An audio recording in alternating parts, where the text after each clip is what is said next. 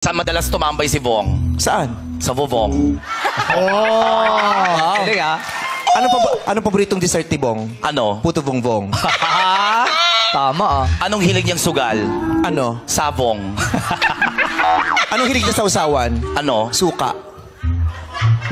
Anong madalas niya sinasabi sa mga bakla? Ano? Bongga kaday. Ano yung itsura ng bahay nila? Ano? Bonggalo. Anong paborito niyang pagkain tuwing December? Ano?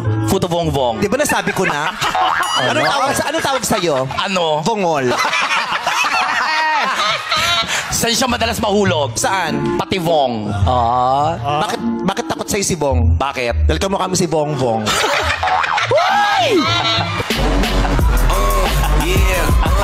O ano? O, ikaw na. Uy, tama na. Ano ba? Masali na ba? Bakit nandidiri sa'yo si Bong? Bakit? Mukha kang tumbong.